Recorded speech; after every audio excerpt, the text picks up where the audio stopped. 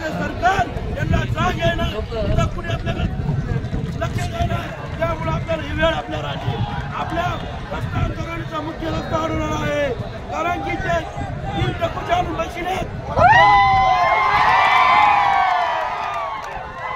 आपला रस्ता त्यांनी तात्काळ मोकळा करून द्यावा आपल्या माता भगिनींची आपल्या मराठा बांधवांची तिथून अडचण होत आहे झालेला आपला त्रास होत आहे त्यामुळे ते एक रस्ता मोकळा त्यांनी करून द्यावा त्यांना नाही तर कळवला असेल त्या हाक्या फिरायचा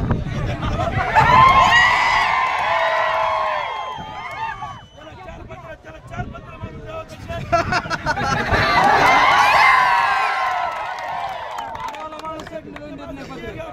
कारण हे सरकार झेंड्याच्या कातडीचं सरकार आहे हे आपल्या वाशीच्या गुलाचा अपमान केला सरकारने या सरकारला आता आपल्याला त्याची जागा दाखवून द्यायची आहे मराठ्यांना शांत बसायचं आता योग्य आले आपल्याला आर्थिक ताकद आलाय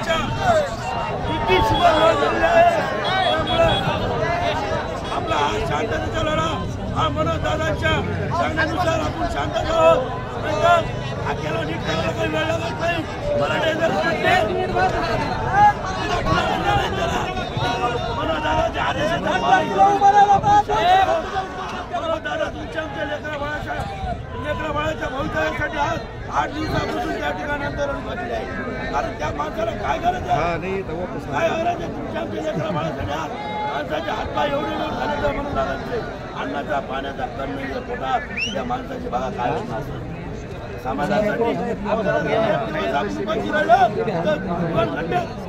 बाईकला तांब्या फेकून आणतो त्यामुळं आज तो योद्धा तुमच्या आमच्या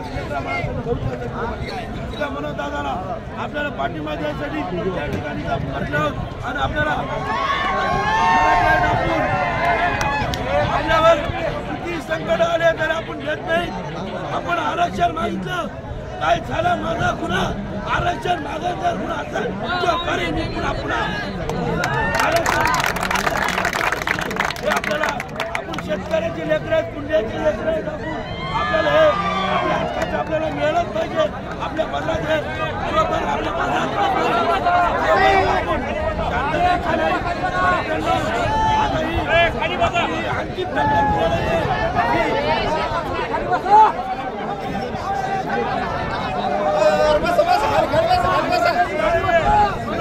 आदेशानुसार आपण दादाच्या आदेशानुसार आपण ही शांततेची लढाई शांततेने पार पाडतो आहोत पण तात्काळ सरकारने लवकरात लवकर मनोजदादाची दखल घ्यावी नसता जर त्यांच्या जर केसाला धक्का लागला तर महाराष्ट्र उभा भेटल्याशिवाय ही वेळ आपली वैऱ्याची रात्रवी वैऱ्याची इथून मनोजदादाची तब्येत चालवत चाललेली आहे त्यांना आता त्यांच्या अंगाची आगाग होत आहे त्यामुळे आपण शांत राहायचं नाही कुणी बी स्वच्छ राहायचं तब्येतीची काळजी घेणं आपल्याला आपली कर्तव्य समजतो आपण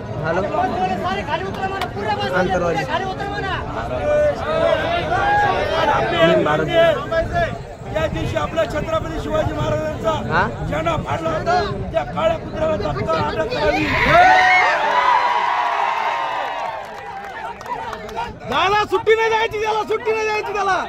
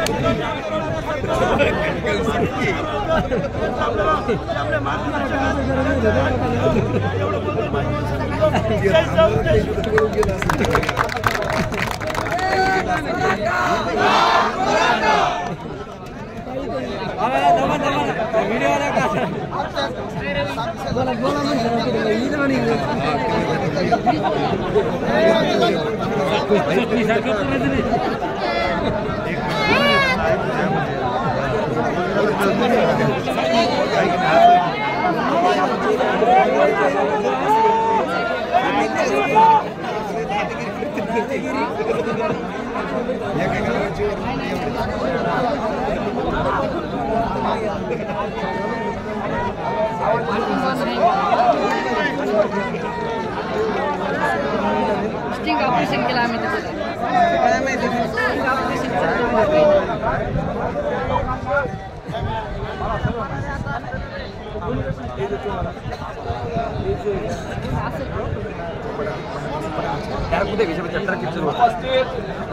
गेल्या 1-1.5 तासापासून उपस्थित असलेले सगळे आपले समाज बांधव, तुम्ही आम्ही मनोजदादांच्या 8व्या दिवसाच्या उपोषणासाठी आलो होतो, परंतु काही नतद्रष्ट लोकांनी आपल्या वेशीवर एक कुत्र्यासारखा पहारा सुरू केलाय. कोण भोगतय, कुठं भोगतय, कुणाला भोगतय,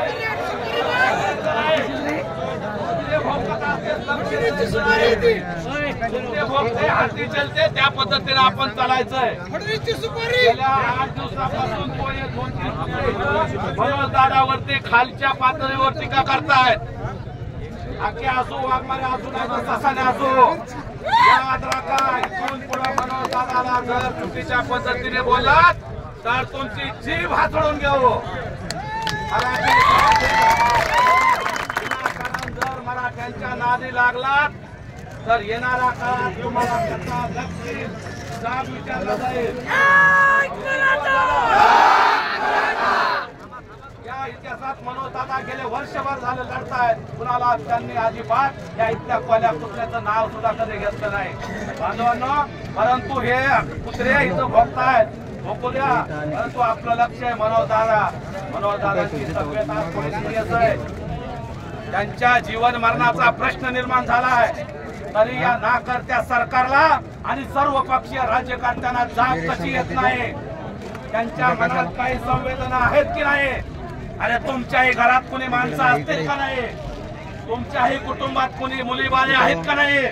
तुम्हाला मुलं बाळ आहेत का नाही? मनोजदादांचा आणि त्यांच्या कुटुंबाचा जरा विचार करा. काय अवस्था असेल त्या माणसाची आणि त्यांच्या कुटुंबावरती काय वेळ असेल याचा विचार आपण कधीतरी करणार आहात का नाही?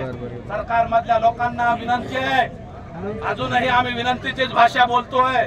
मनोजदादा तिथं बसल्यात, आज संध्याकाळपर्यंत तरी कमीत कमी उपोषण सोडवा.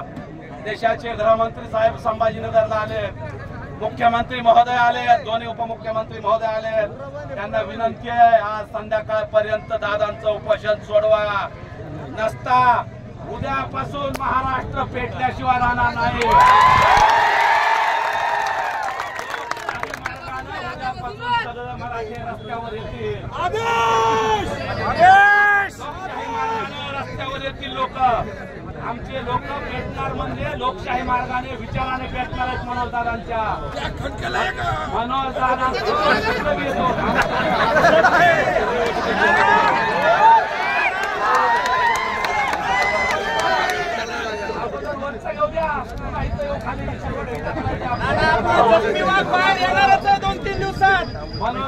तब्येत तुमच्या आमच्यासाठी महत्वाची आहे. 6 कोटी मराठ्यांचं आरक्षण महत्वाचं आहे. काही नाही हो, असे 100 हाके शासनाने आणून बसू द्या, काय फरक पडत नाही. आपण आरक्षण मिळवून घेणार आहोत. थोडंफार राहिलेलं जे आरक्षण आहे मनोजदादांच्या प्रयत्नाने जे मिळाले आणि जे राहिलंय त्याच्यासाठीचा लढाई आपला तिथं लढतोय. जाणून बुजून हे आपल्या बाजूला संघर्ष करण्यासाठी काय बुजगावणे आणून बसवतायत. मराठा आणि सामान्य ओबीसी आणि सामान्य मराठ्यात वाद नाही. काल धनगर समाजाचे लोक येऊन गेले, लोक दादाला येऊन पाठिंबा देत आहेत, परंतु जाणून बुजून काही लोक तिथं बसले, त्यांच्याकडे दुर्लक्ष करू काही दिवस. परंतु तुमच्या आमच्या विश्वासाचा, तुमच्या आमच्या अस्मितेचा प्रश्न असलेला छत्रपती शिवाजी महाराजांचा झेंडा फाडला आहे.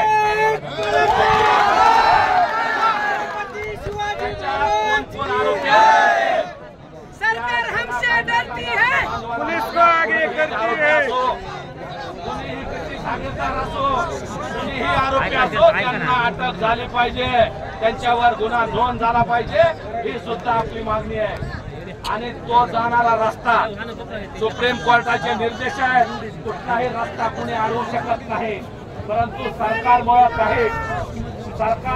4 टप्प्यामुळे आमचा 10 गावाला जाणारा आणि हजारो मराठी आंतरवलीकडे जात असताना रस्ता अडवलाय.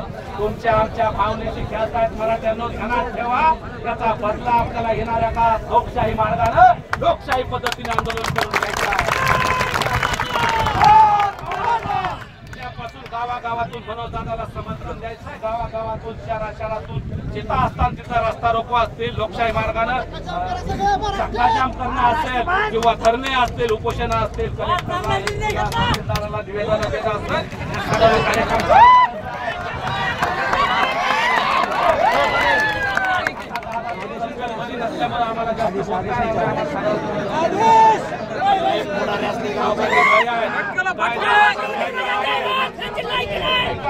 हातात घ्यायचं नाही, शांततेत आपल्याला आंदोलन करायचंय आणि आता दादाकडेही जायचंय आपल्याला. हे दोघं जण त्यामुळे सविस्तर पद्धतीने बोलतील. इथंच थांबतो.